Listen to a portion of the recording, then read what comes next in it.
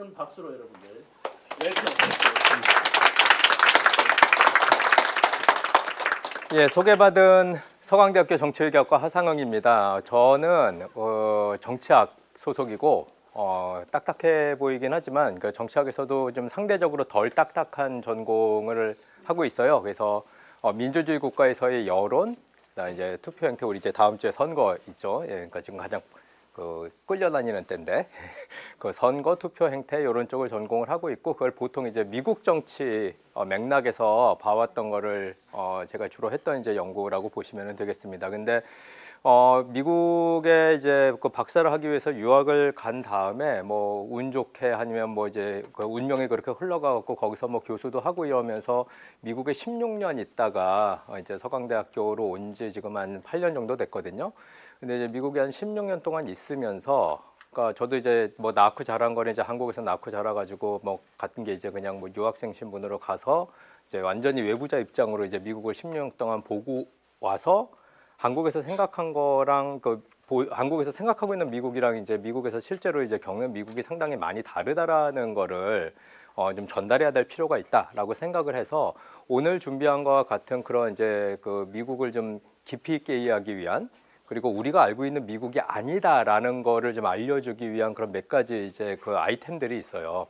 오늘 이제 제가 말씀드리는 거는 제목은 이제 공정성 인식. 그러니까 이제 한동안 우리 사회에서 많은 영역에서 논의가 되었던 뭐 이게 공정하냐, 이게 공정하지 않다, 뭐 이렇게 사는 거는 이런 정치는 공정하지 않아라고 이야기하면서 이제 논의가 됐던 거를 미국 사회에서는 어떻게 보는지를 이제 미국 대학교 입학 사정 관련해서, 그러니까 여러분들이 가장 최근에 겪었던 일이 미국에서는 어떻게 벌어지는지 그걸 이제 비교를 해보면서 세상을 보는 눈이 이렇게 다를 수가 있구나라는 거에 대한 좀 그 인상을 드리기 위한 게 이제 오늘 강의의 목표라고 그렇게 이제 생각하시면 되겠습니다.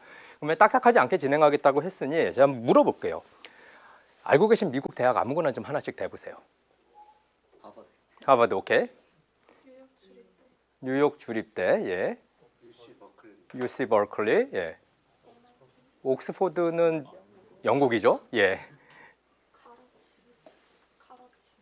카라치요? 미드. 미드. 예. 미대요. 미드. 거기까지는 제가 자세히 몰라요. 예, 예. MIT, 뭐 하버드, 그다음에 예, 유펜이라고 있죠. 이런 대학들이 있어요. 근데 제가 하나 여기서 이제 뭐 프린스턴, 예일 뭐 이런 데도 있는데 제가 하나 물어볼게요. 딱 이름을 대면 아는 대학이 있어요. 근데 딱 이름을 대면 아는 미국 대학이 있는데, 그 미국 대학 캠퍼스가 이 계대 캠퍼스 같이 이렇게 있는데, 이 계대 캠퍼스 건너편, 그러니까 그 대학교 건너편에 공립 고등학교가 하나가 있어요. 그러니까 딱 길만 건너면은 대학교인 거예요. 그럼 그 대학교, 미국의 그 이름만 들면 아는 대학이 있고 그 캠퍼스 바로 건너편 길에 공립 고등학교가 있어요. 그 공립 고등학교라는 거는 우리식으로 뺑뺑이를 돌려서 가는 거예요. 시험 봐서 가는 게 아니라 그 동네 살면 가는 거죠. 그런데 작년에 어떤 일이 있었냐면은, 제가 거기 사는 분한테 직접 들은 얘기인데, 그 이름만 들면 아는 대학 바로 건너편 고등학교, 공립고등학교인데 거기서 졸업생 20명이 바로 길 건너서 대학을 갔다는 거예요. 그런데 그 대학교랑 비슷한 수준의 대학교에는 그 고등학교에서 한 명도 보내지 못했대요.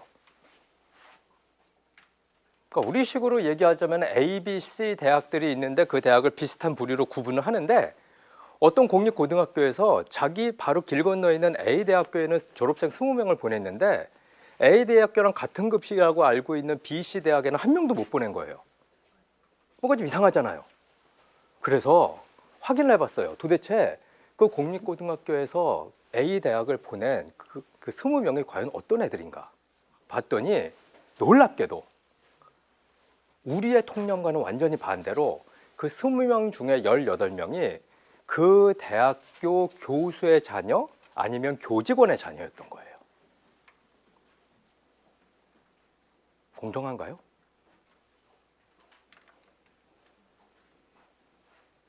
근데 놀랍게도 미국 사람들한테 이거 공정하지 않다라고 그러면 이게 왜 공정하지 않냐고 눈을 뜨고 부릅뜨고 반발을 하는 사람들이 우리 예상보다 많다는 거예요. 그게 지금 제가 말씀드릴 내용이에요. 그 왜 그러냐?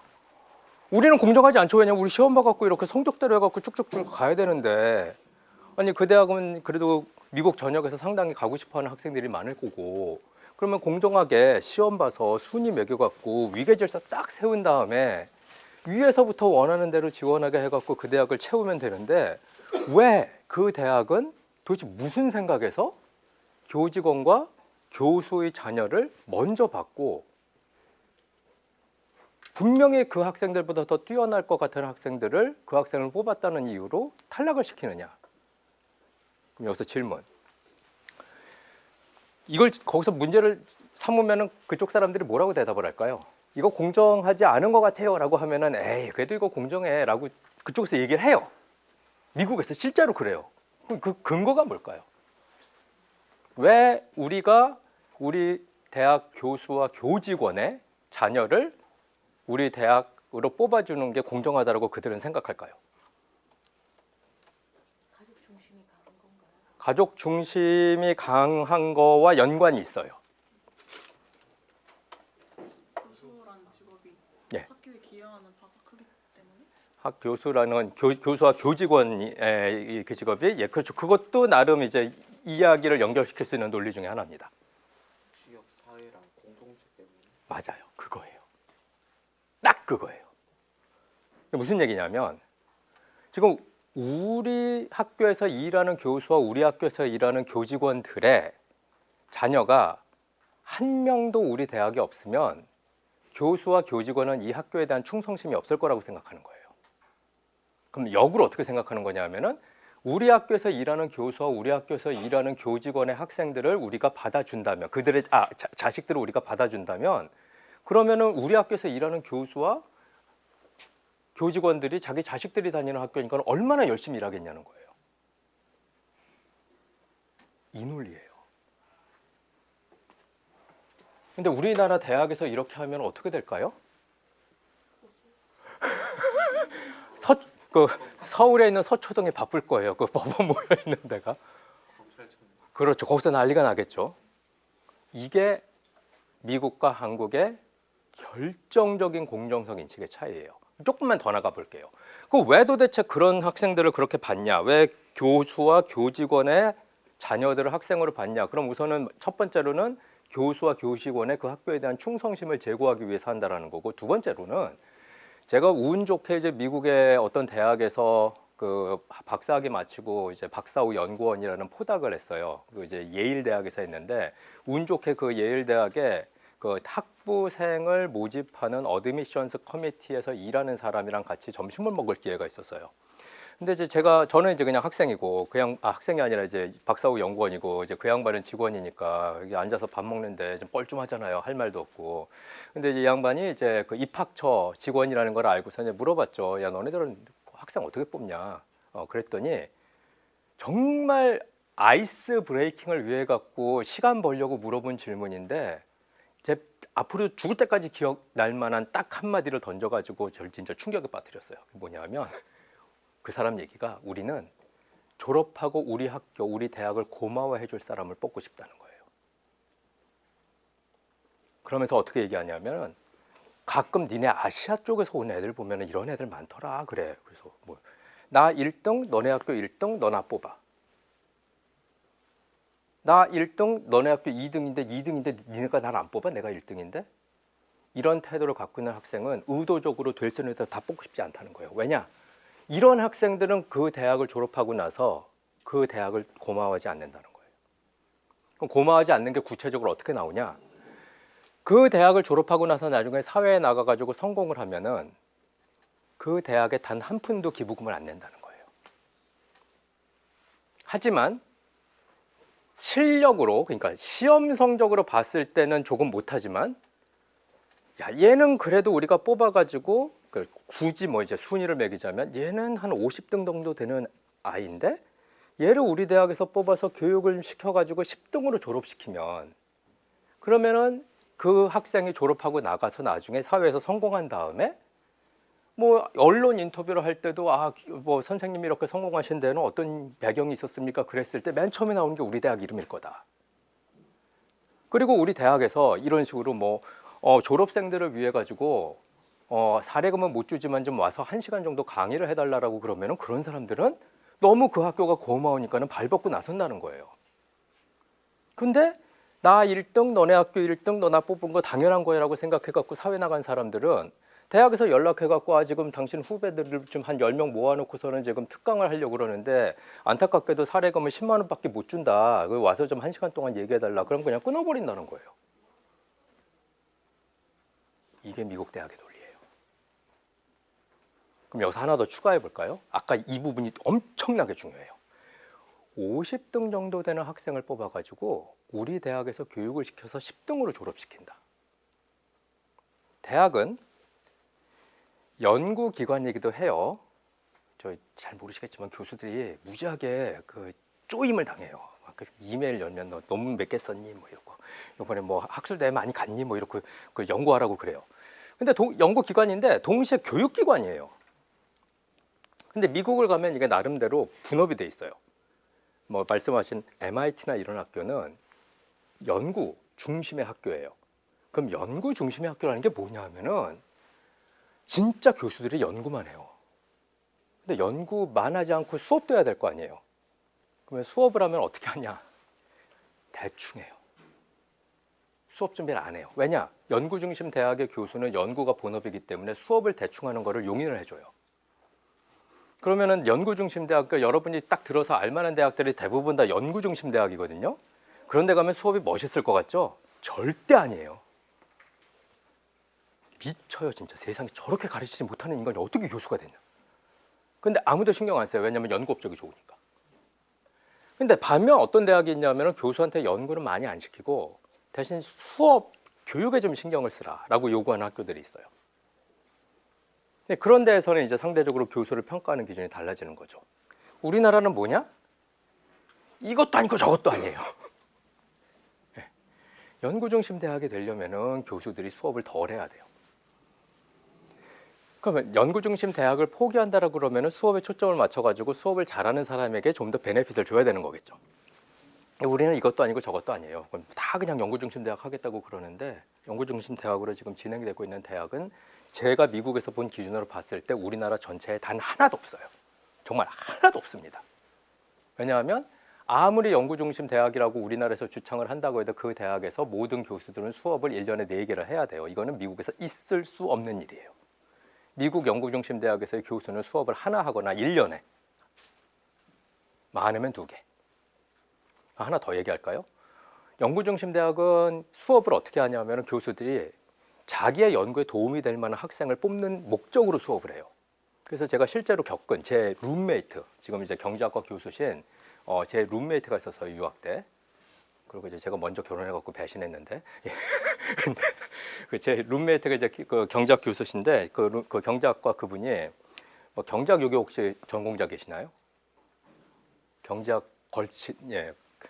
아는 경제학자 중에 유명한 경제학자 이름 3명만 대보세요.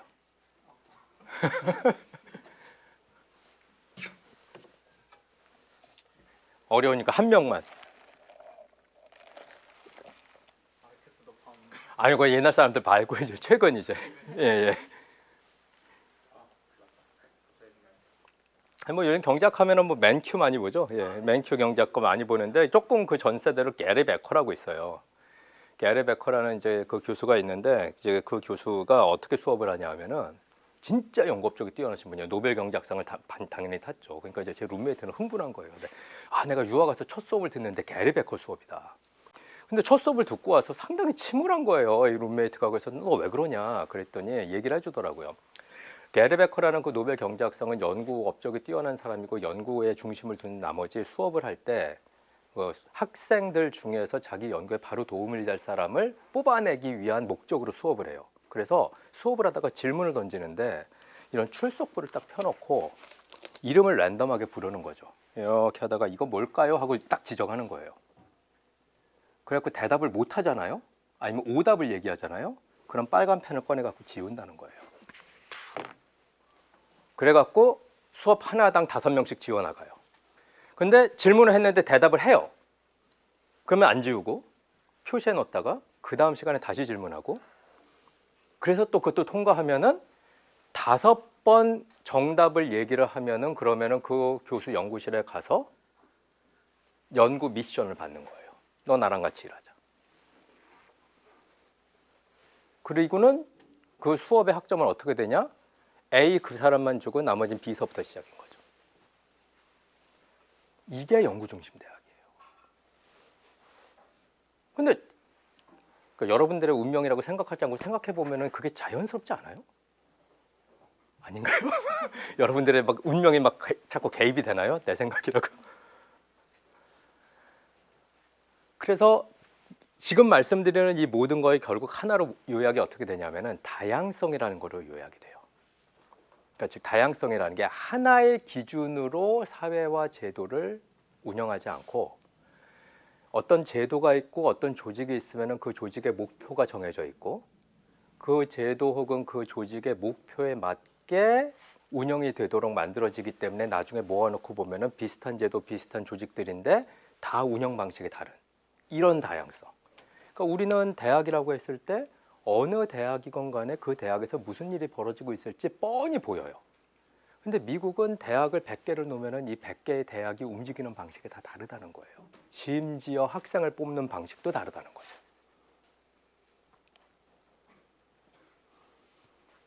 그럼 이렇게 된 김에 이걸 지금 준비해 놓은 거를 보는 것보다는 하나 더 이제 말씀을 드릴게요. 아까 이런 얘기를 드렸죠. 그러니까 결국 대학에서 자기 학교에서 일하는 교수 혹은 교직원의 자녀를 뽑는 이유가 그래야 교수 교직원이 학교에 대한 충성심이 높아질 것이고 그래야 그 졸업생들이 대를 이어서 이 대학을 나왔다 뭐 이런 게 이 대학과 인연이 있다라는 것 때문에 나중에 사회에 나가서도 이제 기부를 한다든가 이런 일이 있어서 이제 대학에 도움이 되는 그런 일을 할 거다라는 이제 목표로 이렇게 입학 사정을 하게 되는데 그 맥락에서 가장 이제 극단으로 간 게 뭐냐 하면은 레가시 어드미션이라는 게 있어요. 그러니까 레가시 어드미션이라는 게 레가시라는 게 유산이잖아요. 유산에 기반한 대학 입학 사정이라는 게 있어요. 그게 보통 우리가 이제 들으면 알만한 하버드, 예일, 프린스턴, 스탠포드 뭐 이런 데에서 어떻게 뽑냐 하면은 그 우리 입학 그 지원서를 내면 거기에 마크해야 되는 게 하나가 있어요. 뭐냐면 니네 집안 중에 아버지 혹은 할아버지, 할머니, 뭐 어머니 중에 이 대학 나온 사람이냐라는 거 마크하게 놓는 게 있어요. 우리는 그랬다간 어디 가죠? 그렇죠? 법원 가죠. 우린 그랬다 난리 나죠. 근데 그게 있어요. 아주 크게 돼 있어요. 그리고 심지어 지금은 이제 없어졌지만은 추천서를 받는 경우들이 있었거든요. 우리도 고등학교 선생님이 추천서 쓰고 뭐 아니면 이제 대학원 갈 때는 대학 교수들이 추천서 쓰고 거기도 보면 미국의 그 추천서를 안에 보면은 지금 추천서 쓰는 당신이 이 학교 출신이냐 이것도 적으라고 돼 있어요. 몇 년도에 졸업한 누구냐 이런 식으로. 왜 그러냐? 그러니까 레가시 어드미션이라는 거는 대를 이어서 뽑으면은 그 집안은 우리 학교를 계속 도와줄 거라는 거예요. 그러니까 3대가 우리 대학을 나왔다. 그러면 우리 대학에서 어떤 행사가 있건 그 집안은 온다는 거예요. 우리 대학에서 어려움이 있으면은 그 어려움을 극복하는데 돈을 줄 거라는 거예요. 기꺼이 3대가 나왔으니까. 그래서 의도적으로 그렇게 뽑는 거죠. 근데 이렇게 뽑는 비율이 이게 미국은 이제 그 사립 대학들이 많기 때문에 그 사립 대학들의 입학 사정 기록을 뭐 공개를 해야 될 의무가 없어 갖고 확실한 정보는 아니고 추정치긴 한데 우리가 알만한 대학 중에 이렇게 레가시 그러니까 집안의 아버지 혹은 어머니 뭐 할아버지 할머니가 이 대학을 나왔다는 이유로 뽑히는 신입생의 비율이 많게는 전체 신입생의 25%까지 돼요. 근데 이거를 미국에서는 아무도 불공정하다라고 강하게 얘기 안 해요. 근데 여기서 이제 하나의 문제예요. 이건 나중에 보십시오. 그냥 얘기할게요. 뭐 좀 시간이 제가 뭐 많지가 않게 1시간 주어졌고 질문 받고 좀 싶은 게 있어서 여기 있는 건 이제 필요할 때 하나만 몇 개 보여드리고 자 그럼 이제까지 본 게 뭐냐면 그 동네 사람을 뽑는다. 그 다음에 같은 집안 사람을 뽑는다. 이거예요 지금 입학사정이에요. 근데 여기서 이제 결정적인 게 뭐가 있냐면 흑인이랑 히스패닉, 특히 그냥 복잡하니까 흑인이라고 칩시다. 유색인종. 그러니까 미국은 이제 인종이 다양한 사회잖아요. 그리고 우리가 이제 조금만 미국 역사 공부해 보면은 미국이라는 나라는 건국될 때서부터 노예제도가 있었고, 그리고 그 노예제도 속에서 이제 신음하던 그 흑인 노예들이 1861년서부터 1865년까지 치러졌던 남북 전쟁이 끝난 다음에 자유인으로 해방이 된 거죠.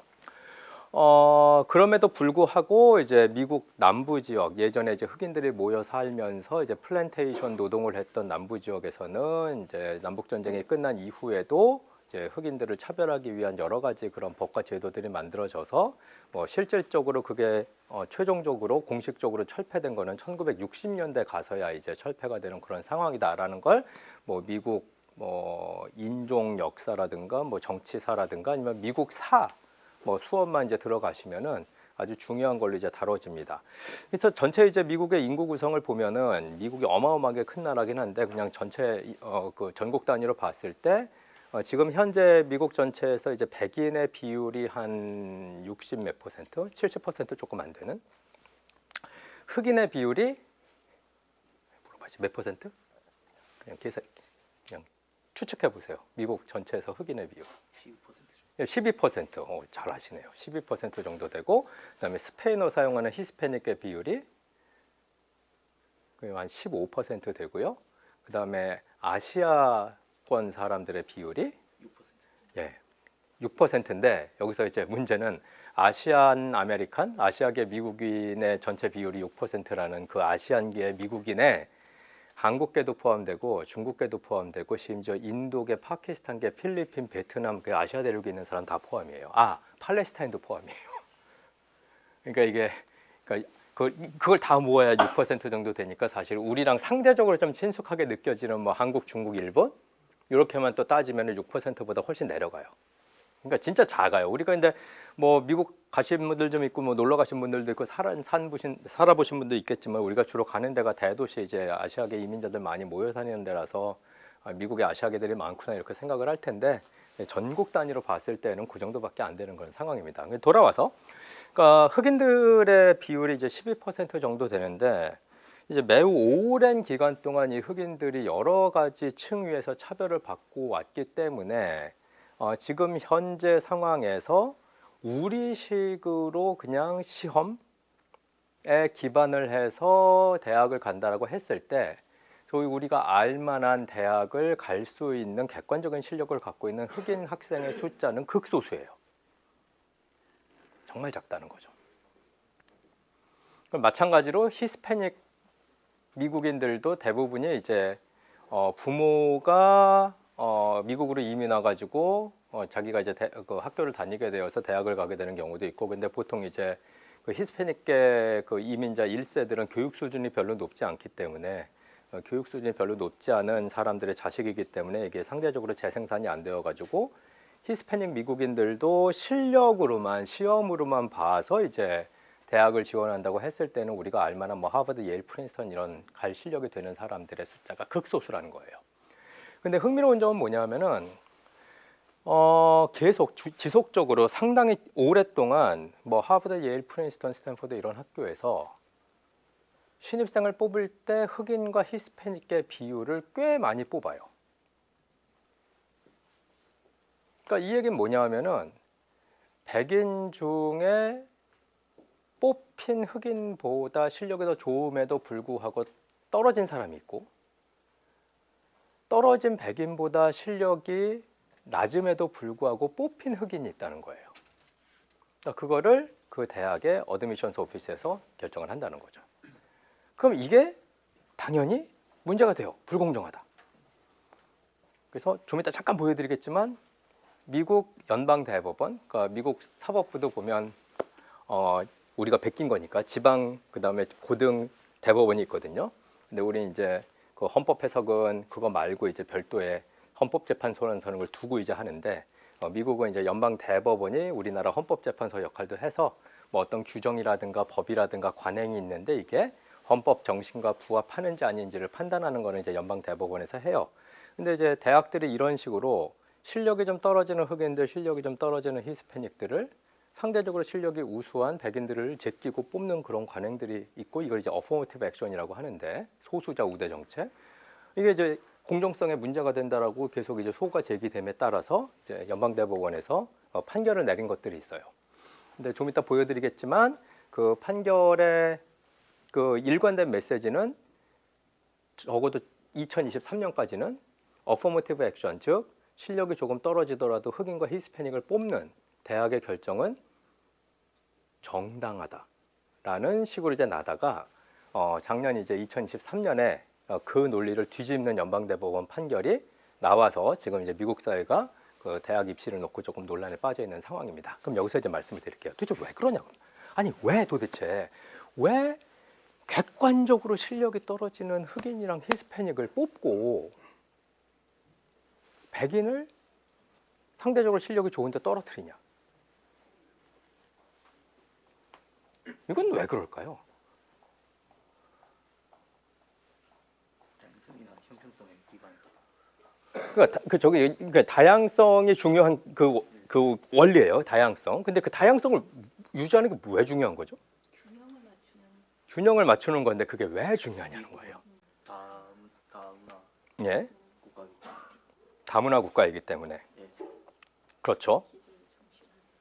그럼 이게 이제 제 전공이랑 상관이 있는 겁니다. 뭐냐면 다 맞는 말씀이에요. 근데 조금 제가 부가 설명을 해드릴게요. 이게 뭐냐면은 아까 제가 대학은 연구기관이기도 하고 교육기관이기도 하다고 그랬어요. 그리고 어떤 대학은 연구기관이라고 딱 선언을 하고 아까 같이 그런 그 거의 뭐 갑질 내지는 인권유린에 가까운 행동을 수업 시간에 하더라도 막 이제 질문해 놓고서는 빨간 줄로 퍼 이래도 건드리지 않아요. 연구 업적이 워낙 좋으니까. 그렇죠? 그런 데는 연구 중심 대학이라고 얘기를 하는 거고 아니면 이제 학생을 조금 더 신경 써주고 이러는 대학들 이제 교육을 해주고 이러는 거는 이제 교육 중심 대학인 건데 근데 당연한 얘기지만은 두 개의 역할을 대부분의 대학은 동시에 해요. 그러니까 연구도 하고 교육도 하는 거죠. 근데 한쪽으로 너무 치우치지 않게 이런 식으로 이제 하는 거거든요. 그러니까 이제 하버드, 예일, 프린스턴 이런 대학에서 무슨 생각을 하냐면은 우리가 연구 중심의 대학이냐 아니면은 가르치는 거를 교육 중심의 대학이냐 아니면 둘 다 해야 되느냐라는 질문을 먼저 한 거예요. 그랬을 때 그들이 이제 낸 결론은 뭐냐면 둘 다 우리는 해야 된다라고 결정을 한 거죠. 둘 다 해야 된다. 그럼 둘 다 해야 된다라고 하면 어떤 걸 보여야 되냐 하면은 극단적인 예를 하나 드릴게요. 연구 중심의 대학이다. 우리는 연구 말고는 다 필요 없어. 그러면 제일 중요한 게 연구 잘하는 사람으로 채워야 돼요. 그 대학을. 연구 잘하는 사람으로 채워야 된다는 거는 수능에서 수학 점수 제일 좋은 사람으로 채우면 되는 거죠. 그렇죠? 그러니까 성적이 좋은 사람으로 쭉 채우면은 그러면은 성과가 나올 거 아니에요. 근데 수능 점수가 예를 들어서 한 4등급 정도 수학 4등급 정도 되는 학생을 뽑는다. 그러면은 연구를 하기 위해서 그 학생을 교육을 시켜야 돼요. 근데 수능에서 수학 1등급인 애는 딱 뽑아갖고 연구에 바로 투입할 수 있는 거죠.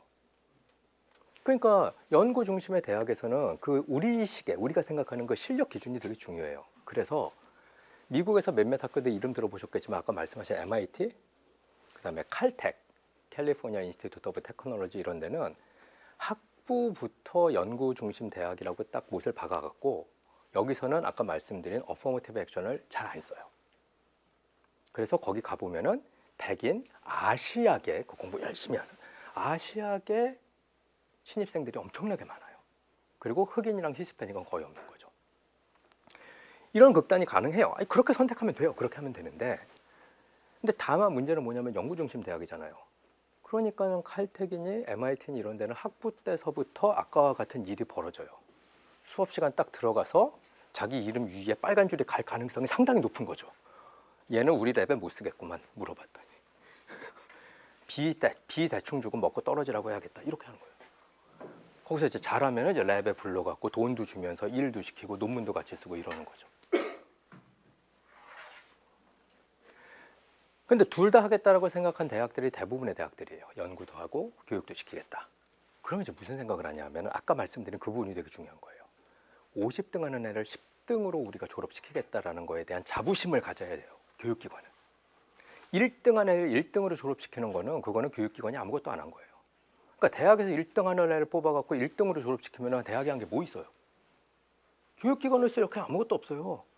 근데 200등 하는 애를 50등으로 졸업시켜요. 이건 대학이 뭔가 한 거잖아요, 교육을. 교육기관의 역할이 그런 거라는 거거든요. 그렇기 때문에 하버드나 예일이나 프린스턴이나 이런 대학들 중에서도 이런 쪽에 신경을 좀 쓰는 대학들은 그게 대부분의 대학이지만 우리가 교육기관으로서의 역할을 포기해서는 안 된다라고 생각을 해서 인종별로 섞어서 뽑는 거예요.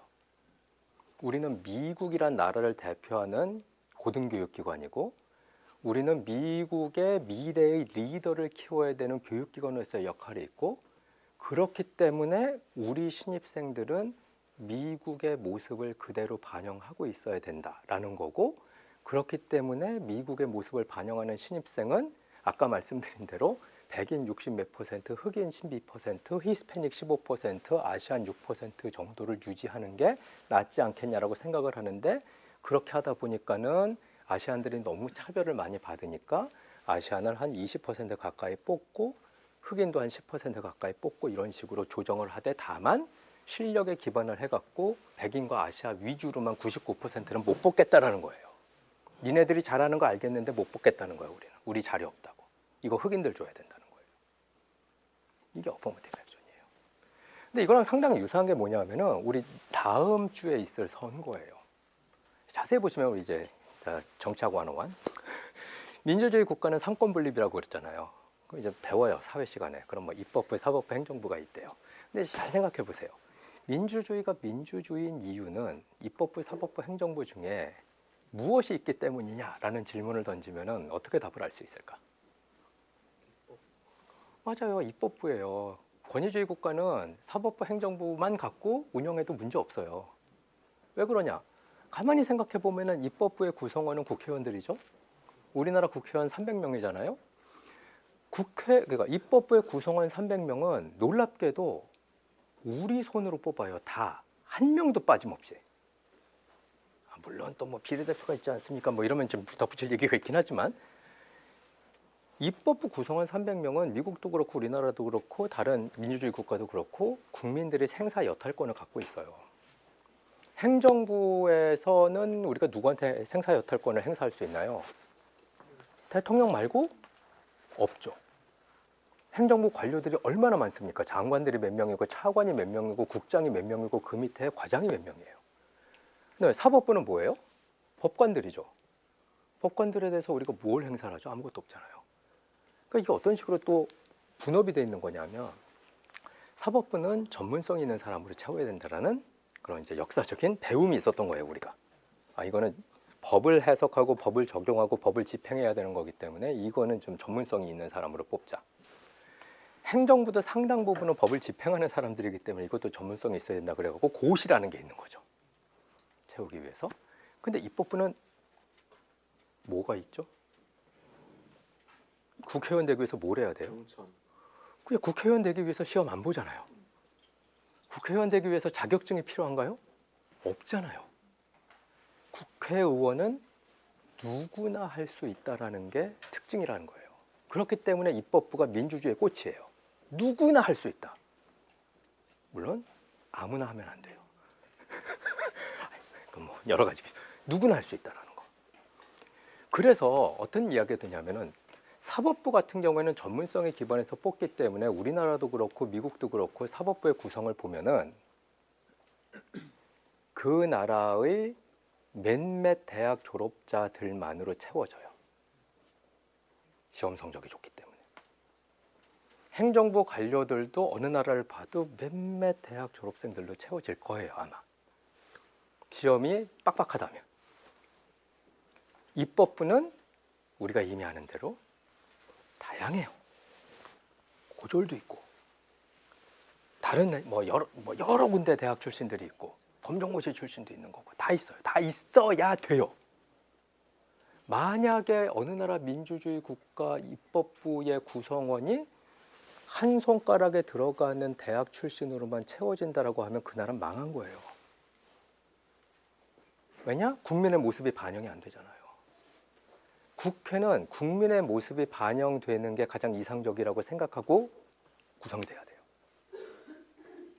그게 맞아요.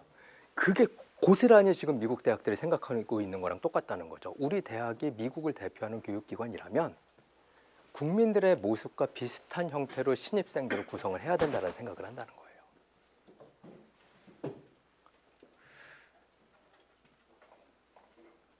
네, 지금 제안을 하고 벌써 끝나네. 아니요, 마무리하라고 그러시는데 이제 헷갈리면서 감이 오시죠. 그러니까 이제 논리가 그런 식으로 진행이 된다라는 거를 좀 보셔야 된다는 거죠. 근데 우리는 이제 다양성을 이해를 못한다는 국가다 이러는데 이제 우리가 보통 이제 다양성을 잘 이해하지 못한다라고 이야기할 때 보면은 어떤 식으로 이제 보면 되냐면 뭐 우리가 워낙에 그 단일 민족 국가로 오랫동안 살아왔기 때문에 뭐 다른 문화권에 대해서 잘 이해를 못한다. 뭐 아프가니스탄으로부터 난민이 왔는데 뭐 종교도 다르고 말도 다르니까 잘 이해를 못해요. 뭐 베트남이랑 필리핀으로부터 뭐 일하시는 분들이 왔는데 잘 모른다. 이런 식으로 대충 다문화 뭐 다양성에 대한 이야기를 하는데 사실 지금 제가 말씀드린 거에 기반해 보면 그걸 상당히 넘어서는 얘기예요. 이게 다양성이라는 거. 그러니까 즉 우리는 다양성이라고 얘기할 때 이런 수평적인 그런 문화적 다양성은 익숙하지 않고 보통 이 수직적인 다양성이 익숙해요. 네가 잘났냐, 네가 못났냐, 네가 잘났냐, 나보다 잘났냐 이런 거. 근데 이런 게 분명히 존재하죠. 불평등한 게 존재를 하는데 미국에서는 이것도 다 포용을 하는 방법으로 사회를 만든다는 거예요. 특히 대학 입시 같은 경우도 그런 식으로 진행을 한다라는 거죠. 그래서 시간이 얼마 없으니까 다 보시면 되는데 요런 거 하나만 좀 기억해 주세요. 그러니까 뭐냐면은 우리나라 사회에서는 아직 잘 받아들여지지 않지만은 미국 사람들은 그냥 체화해 놓고 살고 있는 하나의 원칙이 recognition of individual differences without discrimination. 그러니까 뭐냐면은 사람들이 서로 다르고 집단들이 서로 다른 거를 수평적인 다른 걸로 인정을 하지 다르다는 거를 곧 위계 질서로 세우지 말라라는 거예요. 그러니까 너와 내가 달라라 그러면 달라라고 하면 우리는 은연중에 너무 익숙하게 네가 잘났냐 내가 잘났냐로 알아들어요. 근데 그건 미국은 그렇지 않다는 거예요. 너와 내가 다르다라는 거는 그냥 다른 거예요. 예. 이거 제가 저 도면 선생님한테 슬라이드 드리고 참석자에게 보내라고 말씀드릴 테니까 예, 뭐 찍으실 분은 찍으시고 또 받으실 분은 받으시고 뭐 이거 다 보시면 되고요. 그래서 쭉 가보고 이제 지금 말씀드린 것 중에 소수적 우대 정책 있고 이런 판례들이 있어요. 그러니까 지금 흑인들이나 히스패닉들을 공부 잘하는 백인이랑 아시안 지원자들을 제끼고 뽑는 게 과연 공정하냐 이래가지고 1978년서부터 이제 계속 이런 식의 이제 판례들이 진행이 됩니다. 예, 그래서 이때 이제 이야기한 건 뭐냐면은 정성평가로 하면은 상관없다라고 판결을 내려요. 그러니까 이제 그 가장 프로토타입인 하나의 예만 들면 저 1978년에 이제 캘리포니아 주립대학 아까 누가 UC 버클리 얘기하셨는데 예, 그 UC 그 데이비스 다른 이제 캠퍼스 거기 의학전문대학원에서 2번 낙방한 사람이 학교를 상대로 소송합니다. 당연히 백인이에요, 이 사람은. 2번 떨어졌는데 보니까 당시 이제 그 캘리포니아 데이비스 의학전문대학원은 100명의 신입생을 뽑는데 16명은 백인이 아닌 사람으로 뽑는다고 아예 그냥 의자를 16개를 또 빼놓은 거예요. 이걸 뭐라고 하냐면 이제 할당이라고 하죠. 쿼터라고 하는 거죠. 그래서 이제 연방대법원이 뭐라고 했냐면은 의전원은 소수적 우대 정책은 문제. 그러니까 즉 의전원이 이게 그것도 중요한 게 뭐냐면 의학전문대학원도 미국 같은 경우 흑인이랑 히스패닉을 의도적으로 많이 뽑으려고 해요. 왜냐하면 이거를 우리처럼 실력에 의해서 뽑으면은 백인 아시안계로 의사들이 다 충원이 돼요. 그러면 사람들이 생각하는 거예요. 야, 그럼 흑인 환자는 누구한테 가지? 히스패닉 환자들은 누구한테 가? 진짜 실력에 의해 가지고 100명 의사를 배출하는데 그중에 99명이 남자면은 그러면 여자들은 어떻게 가지?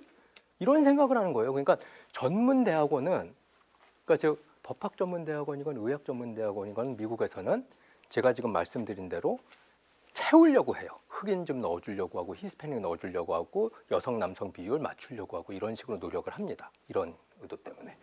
근데 할당 정책은 폐기하라. 그러니까 이게 무슨 얘기냐면 78년 판결은 연방대법원에서 흑인이라든가 히스패닉을 고려해서 의학전문대학원 신입생 채우는 건 오케이. 정성평가로 채우는 건 오케이인데 티나게 하지 말라는 거예요. 몰래 하라는 거예요. 몰래. 몰래. 그래갖고 이제 미국 국민들이 못 알아들어가지고는 타임즈에서 당시 이렇게 나왔어요. 이게 판결이 뭘 의미하냐 하면 할당은 하지 말고 인종 고려는 예스다. 몰래 하라. 예. 근데 이게 이제 계속 기조로 유지가 돼요. 예, 물론 이제 뭐 일부 주에서는 이걸 또 뒤집는 판결도 나오고 이러긴 하는데 2003년 같은 경우에는 이제 미시간 학부 입학 사정에서 150점 중에서 100점 이상 되는 자는 이제 합격을 시키는 걸로 합격선이 150점 만점에 100점이었는데 네, 지원자가 백인이 아닌 경우에는 20점 가산점을 주고 시작을 한 거예요. 출발점을 다르게. 근데 이건 연방대법원에서 뭐라고 그랬냐면 이건 할당과 다를 바가 없기 때문에 너무 노골적이잖아. 내가 몰래 하라고 그랬지. 누가 이렇게 하라고 그랬어. 이래갖고 이건 못하게 해요. 우리가 몰래 하라고 그랬잖아. 이러면. 근데 이제 비슷한 시기에 이제 나왔던 다른 이제 판결 같은 경우에는 몰래 한 거죠. 예, 그래서 이제 나름대로 억울하다고 생각하는 이제 백인 지원자가 자료를 왕창 모아가지고 법원에 제출했음에도 불구하고 대학에서는 뭐 노골적으로 너를 차별한 거라고 볼 수 없기 때문에 안타깝지만 딴 데 가라 이런 거죠. 여기서 이것만 말씀드릴게요. 요거 하고 이제 하나만 더. 이게 진짜 제가 참 좋아하는 판례인데 텍사스 주립대학은 미국은 연방제라서 주마다 법이 달라요. 근데 텍사스 주립대학에서 무슨 일을 했냐면은 이 텍사스주 전역의 고등학교에서 내신으로 상위 10% 얻은 자를 우선적으로 받아요. 그리고 나서 자리가 남으면은 그거는 다른 방식으로 시험 같은 걸 통해서 뽑는 거죠. 그러니까 우리식으로 얘기하면 학생부 종합 전형으로 뽑아요 우선. 근데 학생부 종합 전형을 어떻게 하냐면 우리나라에 존재하는 모든 고등학교에서 상위 10% 내신인 사람으로 먼저 채워요. 남으면 그거를 정시로 뽑아요. 남는 자리를. 그러면은 당연히 우리나라에서 이렇게 했다가는 법원이 난리 나죠. 우리가 어디가 좋은 학군이고 어디가 안 좋은 학군이고 우리 다 알잖아요. 그러니까 이건 뭐냐면 학군 구분 없이 그냥 고등학교에서 내신 10%든 애들은 먼저 뽑겠다는 거예요. 근데 이게 연방대법원이 뭐라고 그랬냐 하면은 이 정도면 노골적이지 않다 라고 해서 해도 돼 라고 한 거예요. 그래서 이게 왜 노골적이잖아요. 그랬더니 이제 연방대법원 판사가 이제 이거 히어링 할 때 그랬죠. 그러면 억울하면 이사를 가던가 네가. 왜 학군 좋은 데 있어가지고 네 애가 내신 12% 되는 걸 보고 있냐? 안 좋은 데로 이사 가라고. 그러면 거기 가면 너 네 자식 내신 2% 될 텐데 왜 거기 있냐는 거예요. 우리 미국이 이주의 자유가 없냐? 막 이러면서 연방대법원이 오히려 막 역정을 내는 장면이 나와요. 된다는 거죠. 그러니까 이 정도까지도 용납이라는 거예요. 우리는 이런 걸 좀 해보면 어떨까라고 생각을 하는데 괜히 어디 새 나갔다가 뭐 어디 대구에 온 서강대 교수가 뭐 이상한 얘기를 했다 이런 얘기가 들릴까 봐. 근데 전 개인적으로 이건 한 번 정도는 우리나라에서 생각해 볼 필요가 있지 않을까 이런 생각을 좀 해봅니다. 이제 이런 게 이제 연방대법원 판결문이고요. 한 100몇 페이지 되는데 근데 여기 이제 판결문에 나와 있는 것, 그러니까 이제 명확한 수치로 객관적으로 확인 가능한 소수자 우대 정책은 곤란하지만 입학 사정 시 인종을 고려한 정성 평가를 수행하는 것은 얼마든지 가능하다. 해라라고 했던 게 이제 2023년까지의 상황입니다. 근데 이제 2023년에 이 아시아계 학부형들이 우르르 모여가지고 이제 하버드 대학을 상대로 소송을 걸었어요. 그래가지고 이제 하버드 대학에서 이제 흑인이랑 히스패닉을 비율을 조금 채워갖고 뽑는 걸 이제 문제를 삼았다. 근데 거기도 말씀드리지만 할당제는 아니에요. 그러니까 반드시 이번 신입생 중에 몇 명은 흑인으로 뽑아야 된다, 몇 명은 히스패닉으로 뽑아야 된다 이건 없었던 거예요. 그냥 정성 평가를 해서 대충 맞춘 거죠. 그래서 궁금하신 분은 요 이제 판례를 보시면 판결문의 요 페이지를 보면 하버드 대학에서 어떻게 입학 사정을 하는지에 대한 설명이 나와 있어요. 근데 요거 보고 있으면 느낌이 와요. 야, 정말 미국은 허술한 나라구나. 이렇게 허술한 나라니까는 교수와 교직원의 자녀를 마음대로 뽑지. 그런 걸 보실 수가 있습니다. 특례 입학 말씀드렸고, 그래서 이제 기억하셔야 될 거는 결국 이제 이겁니다. 그러니까 연구기관이라고 대학을 스스로 정의 내린다면 우수한 학생 뽑는 게 중요해요. 그러니까 이제 미국에서는 구분이 대충 어떻게 돼 있냐면 이게 학부는 교육기관 역할을 해야 된다고 생각을 해요. 대학은. 근데 일부 학부는 아니지만 대학원 중에서 일반 대학원 있잖아요. 그러니까 물리학과 대학원, 전자공학과 대학원, 컴퓨터공학과 대학원 이런 데들은 대학원이라는 그 장소가 연구를 하는 장소이기 때문에 거기는 어포머티브 액션 적용을 안 해요. 근데 아까 말씀드린 대로 전문 대학원, 흑인 의사 필요하죠. 히스패닉 의사 필요하죠. 흑인 법률가 필요하고 히스패닉 법률가 필요해요. 그런 전문 대학원은 어포머티브 액션을 합니다. 그래서 이게 우리가 하는 게 교육이냐, 우리가 하는 게 연구냐라는 걸 먼저 생각하고 거기에 맞춰가지고 신입생을 뽑는 방식을 차이나게 운영을 하는 다양성을 유지한다는 거예요. 그러니까 그게 진짜 답답한 게 우리는 이런 걸 구분을 안 하고 그냥 단 하나의 방식으로 뽑죠. 왜 도대체 법학전문대학원에 들어가기 위해 가지고 학부 학점 평균이 4.3 만점에 4.25여야 되냐고요. 난 도저히 그 이해 못한다는 거예요. 그런 사람들이 법률가가 되면 나중에 우리나라가 어떻게 되나요?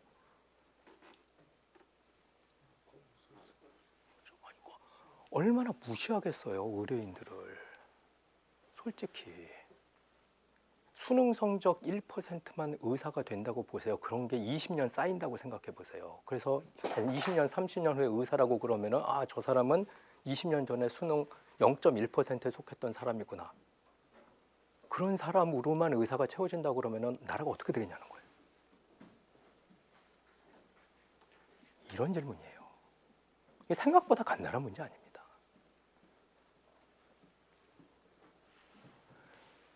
그래서 미국은 이런 식으로 돌아왔는데 뭐 거기서도 이제 이렇게 왔다 갔다 하는 거죠. 그러니까 지금 말씀드린 대로 뭐 답은 못 찾고 조금 더 이제 다양성을 보호해주는 방향으로 갔다가 조금 꺾였다가 다시 또 이쪽 가다가 꺾였다가 이런 식으로 이제 왔다 갔다 하는데 이걸 이제 보고 있으면은 답답한 것이 우리는 이 진폭이 없어요.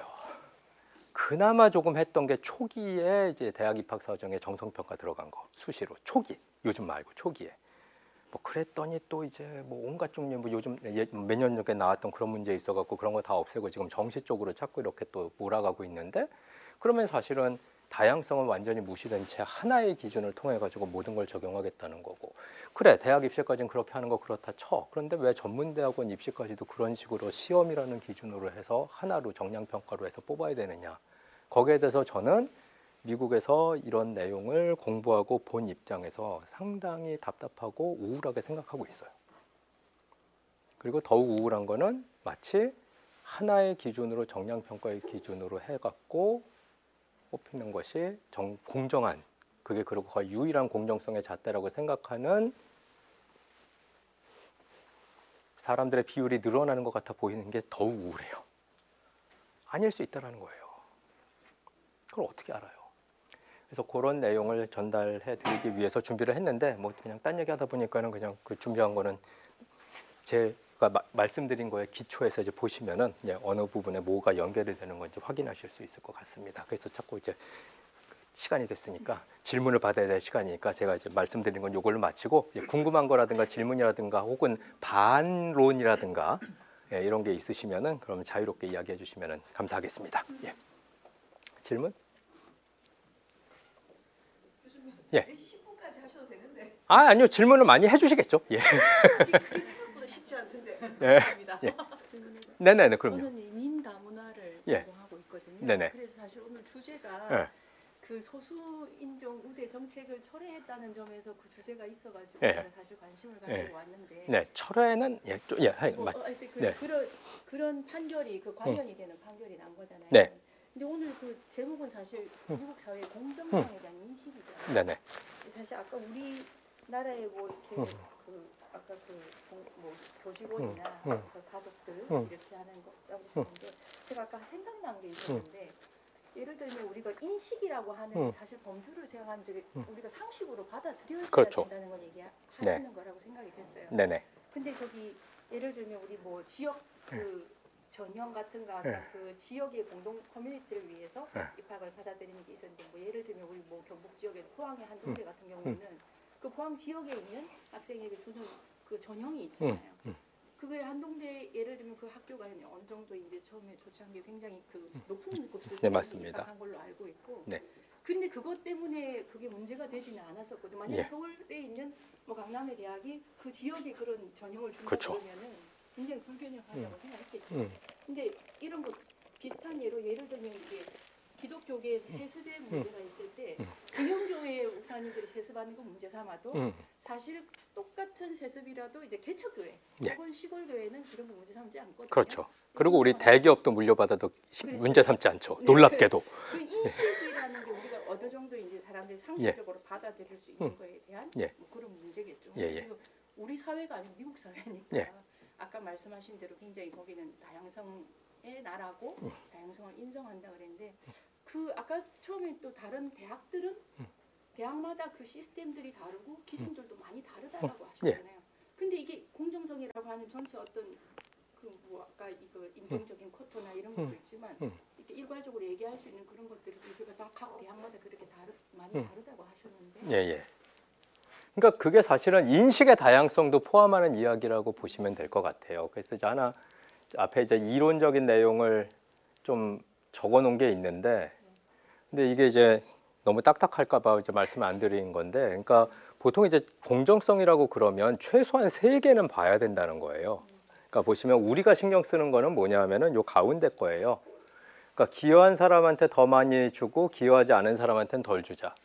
능력을 발휘한 사람한테는 더 주고 능력을 발휘하지 못한 사람한테는 덜 주자. 이게 사실은 우리나라의 공정성 논의의 거의 99.99%예요. 그래서 이제 가끔 이제 저를 깜짝 놀라게 하는 이메일을 학생으로부터 학기 말에 받죠. 뭐냐? 나는 이 수업에 노력을 이만큼 했고 저 학생은 이만큼 했는데 왜 저 학생의 성적이 더 좋냐? 전 처음에 무슨 말인지 못 알아들었어요. 왜 노력한 거의 결과가 비례한다고 생각하지? 노력한 거의 결과가 비례하면은 좋은 건가? 교수 입장에서 아니, 노력 안 해도 잘하는 사람이 점수 잘 받는 거잖아요. 그렇잖아요. 놀아도 이게 뭐 자기한테 맞건 그 주제가 아니면 자기가 예전에 뭘 알았건 잘하는 사람이 성적을 잘 받는 거지 노력을 많이 한 사람이 성적을 잘 받는 건 아니잖아요, 솔직히. 그러니까 요거예요. 근데 이제 그러니까 저 기여했고 노력을 했고 투입한 게 있으면은 거기에 맞춰가지고 이제 줘야 된다라는 게 우리나라의 팽배한 요 이제 3가지 중에 이제 두 번째 이 이제 공정성이고. 근데 그거 말고 봐야 될 게 뭐냐면 이거예요.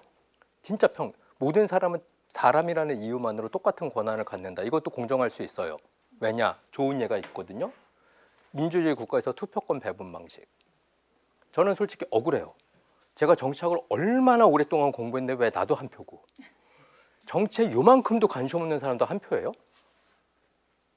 공정하지 않지 않아요? 근데 이렇게 얘기하면은 혼나죠. 왜냐? 우리나라 사람들의 공정성 인식에는 민주주의 국가인 대한민국에서는 남녀, 뭐 지위 고하, 뭐 직업의 유무와 상관없이 모든 사람은 한 표를 행사한다는 거에 대한 공감대가 있어서 그런 거예요. 네가 아무리 정책을 많이 알고 300명 국회의원 이름을 다 외운다고 해도 너는 한 표야. 난 아무것도 모르는데 나도 한 표야. 받아들이잖아요. 그러니까 찾아보면 우리도 있어요. 그러니까 능력에 기반한 배분 말고 능력주의 말고 다른 공정성 원리를 적용하는 부분들이 우리도 분명히 있어요. 그다음에 또 한 가지 뭐냐 하면은 다 필요 없고 그냥 가진 사람은 됐고 필요한 사람한테 먼저 주자. 이게 사실은 선별적 복지잖아요. 그러니까 옛날에 뭐 여러분들 겪지 않았지만은 그 뭐 무상급식을 학교에서 준다고 했을 때 왜 이재용의 아들도 무상급식을 받고 그래야 되냐? 이재용의 아들은 그 무상으로 급식 안 먹어도 되는데 그 얘기는 뭐냐면 필요한 사람한테 더 줘야 될 걸 왜 필요 없는 사람한테도 주냐는 거잖아요. 이거잖아요. 그건 능력이랑 아무 상관없는 거죠. 그러니까 그렇게 몇 가지 사례만 놓고 보면은 이미 우리가 공정하다라고 이야기할 때 적용할 수 있는 기준이 적어도 3개는 있다는 거예요. 근데 이 3개의 공정성 기준을 미국 같은 나라는 보니까 그게 완벽하다는 게 아니라 3개의 기준을 필요한 데에 다양하게 적용을 한다라는 거예요. 근데 우리는 다양하게 적용을 안 하고 이 3개의 원칙 중에서 어떤 하나의 원칙에만 너무 매몰된 나머지 능력주의에 의해 갖고 너무 많은 걸 해결하려고 그런다는 거죠.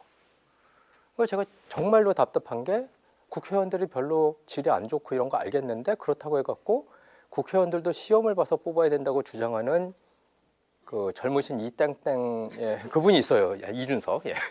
한자 그랬죠. 국회의원들 내가 근데 문제는 그 양반 국회의원 한 번도 안 해왔거든요. 근데 국회 가까이 있어 보니까 국회의원의 질이 좀 별로더라. 내가 하버드를 나왔는데 말이야 뭐 이러면서 그래서 우리 국회의원 자격시험을 보자.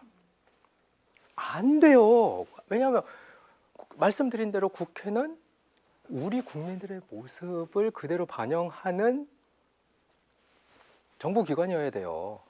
왜냐하면 행정부랑 사법부가 이미 우리의 모습을 반영하지 않고 실력에 의해서 전문성에 의해서 운영이 되고 있기 때문에 국회마저 시험을 봐가지고 국회의원을 채운다?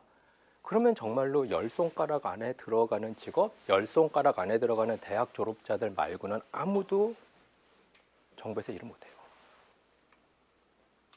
그건 말이 안 된다는 거죠. 물론 저도 사람이라 이준석이 그 얘기하는 걸 보고 옆에 있는 동료 교수랑 우리도 드디어 이제 일거리가 생기는구나. 왜냐하면 국회의원 자격시험 보면은 누가 문제 내요? 정착자가 내야죠. 누가 채점하시죠? 저기 계신 정착자가 채점하죠.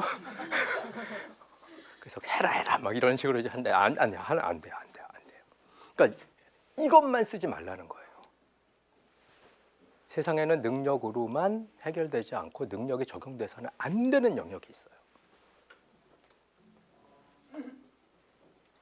너무 말이 길었습니다. 예, 학생들 질문 죄송합니다. 예. 그냥 아무 질문이나 좋습니다. 네. 미국 대학의 그 연구 중심인 대학교들은 학생들이 다 직접 공부를 해서 가는 건가요? 아예 아무것도 안 배우고? 아니요, 그렇지는 않죠. 이제 그러니까 아무것도 안 배우고 가는 건 아니고 연구 중심 대학을 가기 위해서는 그러니까 대학 말고 이제 연구 중심 기관을 간다고 하면은 일반적으로 미국에서는 아까 말씀드린 대로 일반 대학원이에요. 그러니까 학부 차원에서는 사실은 모든 학부들은 연구와 교육을 병행을 한다라고 생각을 하기 때문에 특히 이제 주립 대학들 같은 경우에는 교육 쪽에 좀 더 많이 포커스가 맞춰져 있어가지고 우리 기준으로 따지면은 미국의 주립 대학을 입학하는 거는 상대적으로 쉬워요. 네, 왜냐하면 그 다양성을 맞춰주기 위해서 하니까. 근데 이제 좀 이름 있는 사립대학들 같은 경우에는 그래도 조금 까다롭게 뽑기는 하지만 그럼에도 불구하고 아까 보여드렸다시피 다양성을 맞추기 위한 고려는 한다라는 거죠. 근데 준비는 해야죠. 예, 준비는 해야 되고 제가 개인적으로 그러니까 미국 유명한 대학들은 스토리를 되게 중요시 생각해요. 스토리라는 게 뭐냐면은 그 사람의 인생 굴곡을 되게 중요하게 생각을 합니다. 그러니까 어떻게 되냐 뭐냐 예를 들어서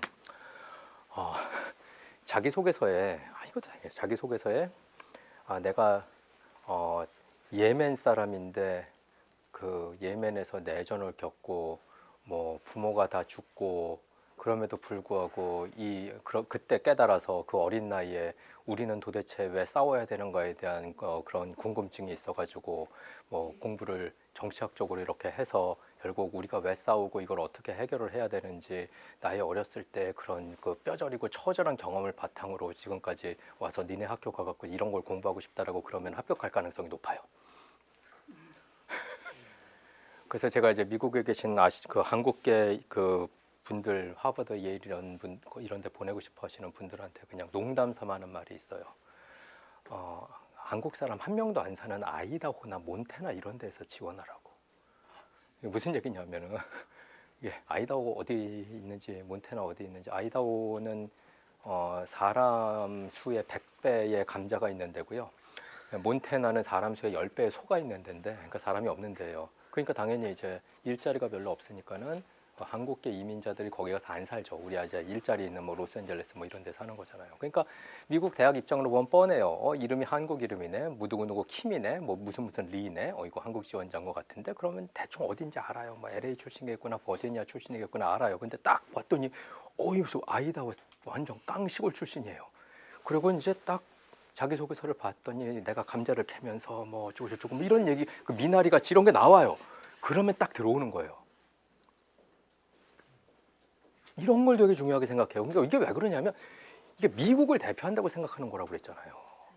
그러니까 우리 대학들도 이런 거죠. 우리 대학이 한국을 대표하는 대학이라고 그러면은 진짜로 한국을 대표해야 돼요. 일부를 대표하는 게 아니라 그 생각을 미국 대학들은 한다는 거예요. 그러니까 우리가 아까 뭐 인종 얘기만 했지만 그것도 따져요. 알래스카 출신도 좀 몇 명 뽑아야 되고.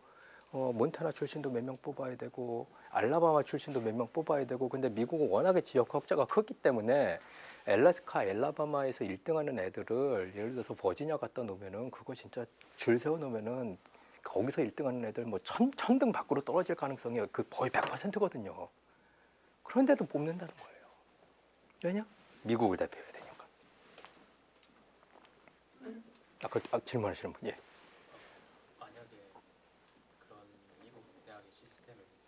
한국에 바로 적용하게 된다면 어떤 문제점들이 일어나고 볼까요? 어떤 일들이? 그거는 가장 최근에 겪으신 본인이 더 잘 알지 않을까요?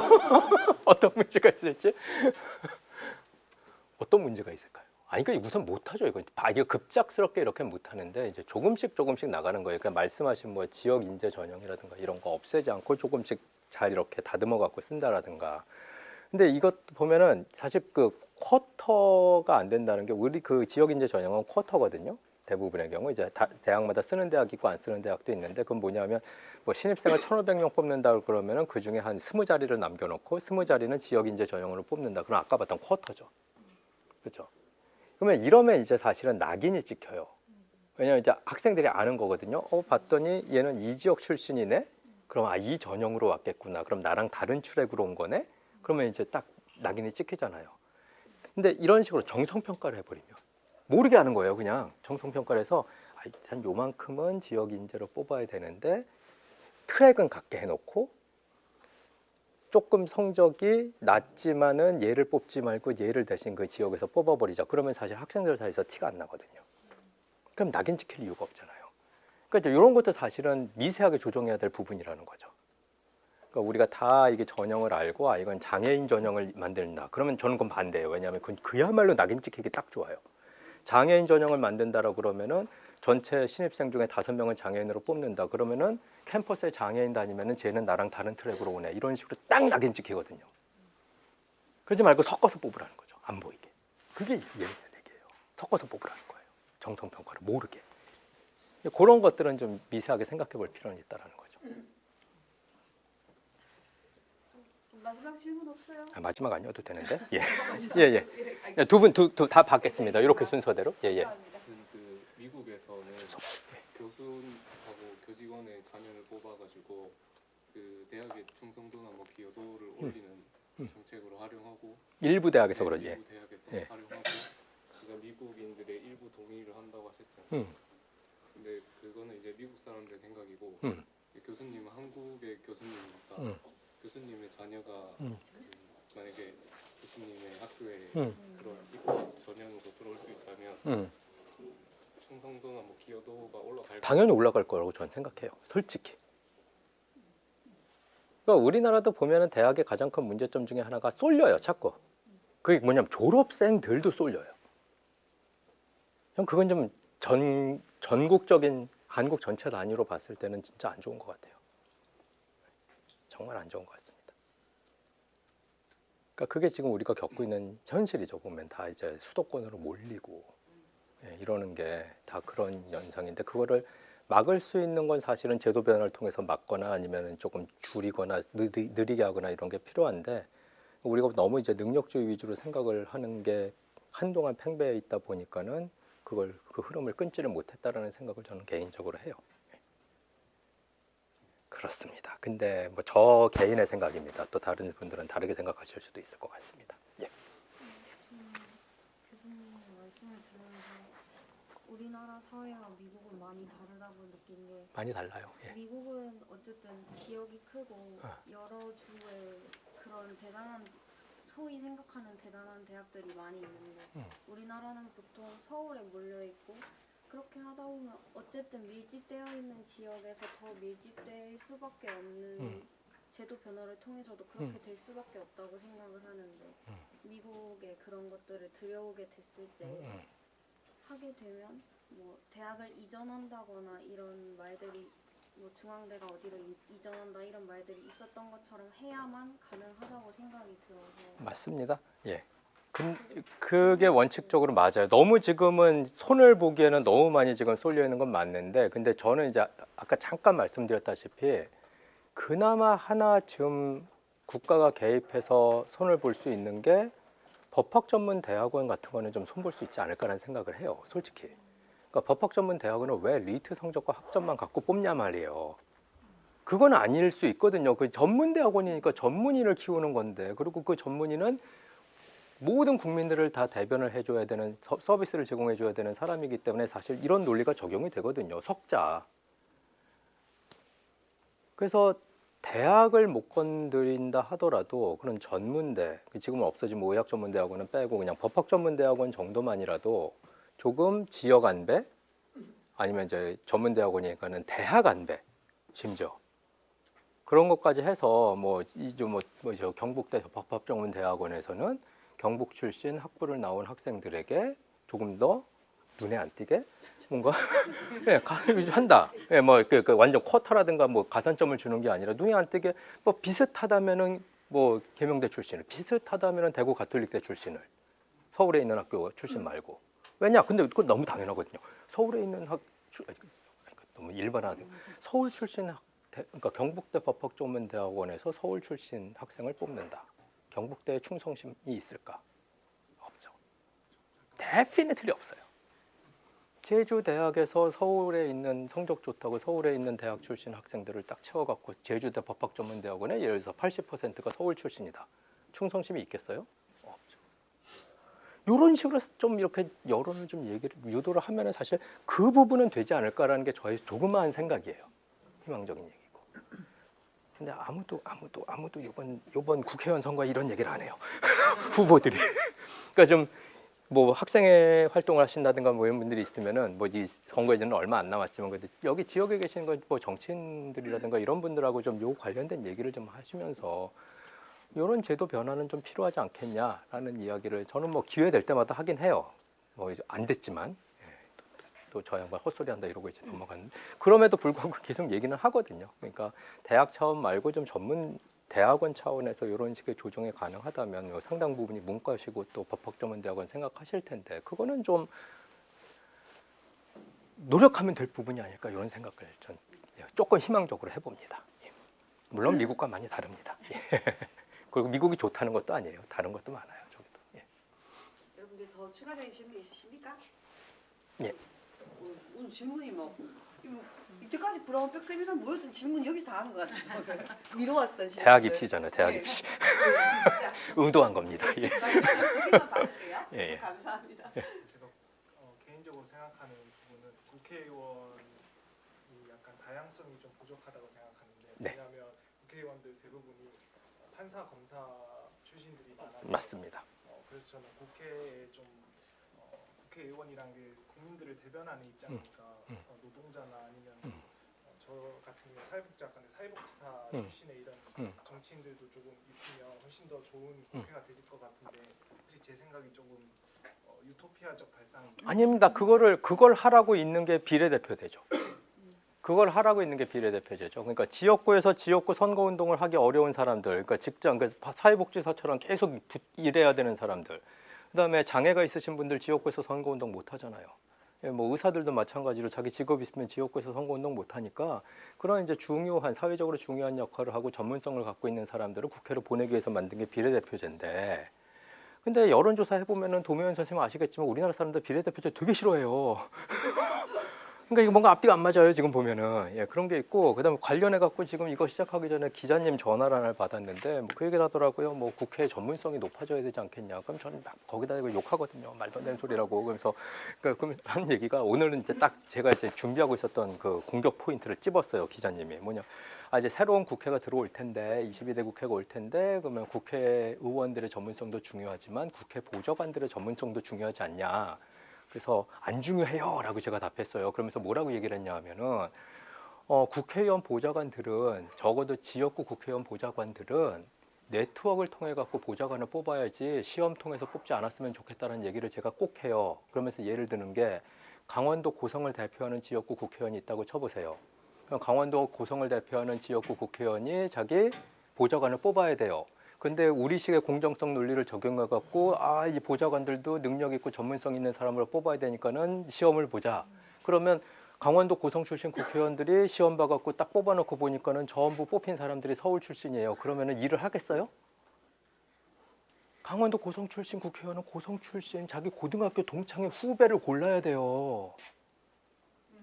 그렇잖아요. 이게 논리적으로 그렇잖아요, 이게. 뭐가 있겠어요? 서울 출신인 강원도 고성에 뭘 하는 게 있겠어요? 그리고 관심이 있겠어요? 충성심이 있을까요? 그러니까 국회랑 전문성은 생각보다 안 맞아요. 그나마 이제 지금 말씀하신 거 비례대표를 통해서 직능대표를 지금 채워 넣는다. 요 정도로 봉합을 해야 되는 거지 국회의원 전체를 다 뭐 전문성을 키워야 된다는 거 저는 그거에 대해서는 지금 말씀드린 그런 입장에서의 반대라는 거죠.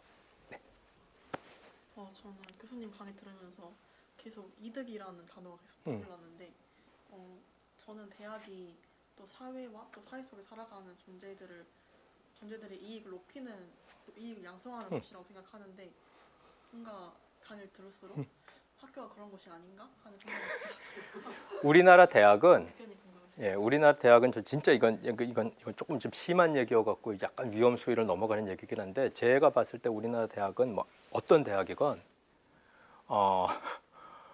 그 정육점에서 등급 매겨주는 대학 그 역할밖에 못 하는 것 같아요.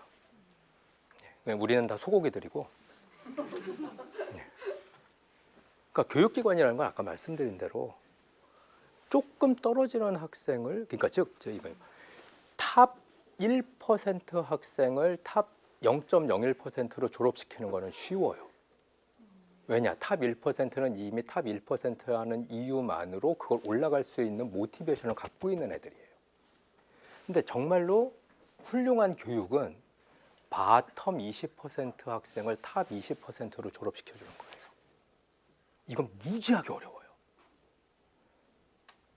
그러니까 그 얘기가 뭐냐면 우리가 생각하는 대학은 대충 보면 저도 그랬어요.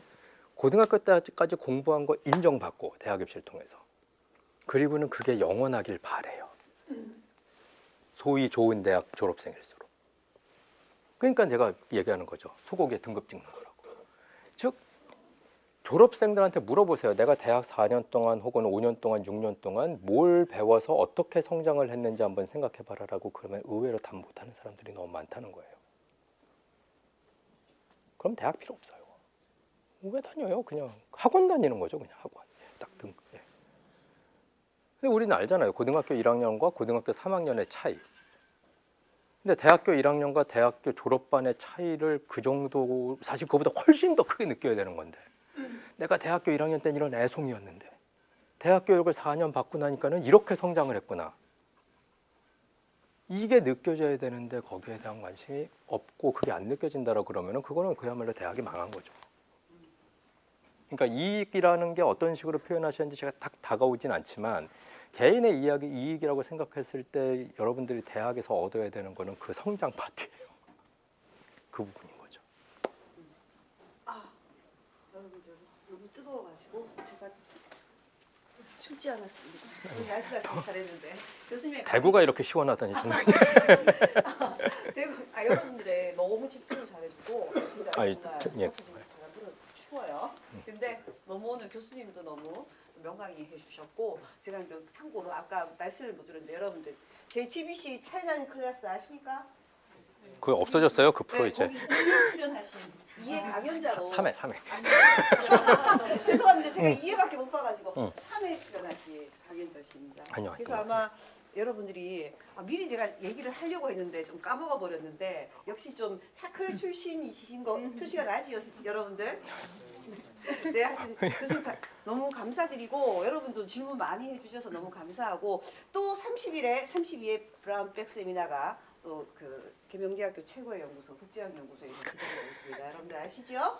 네, 저희 또 그 스토리 플러스에서 신청 받으니까 또 많이 관심 가져주시고 샌드위치 아침에 만들었으니까 아끼지 말고 오늘 내일 드셔야 됩니다. 아무리 요즘 날씨가 많이 덥지 않더라도 아시겠죠? 자, 우리 너무 크게 오랫동안 강의해주신 하상훈 교수님께 크게 박수로 감사의 말씀 드립니다. 고맙습니다. 감사합니다. 예.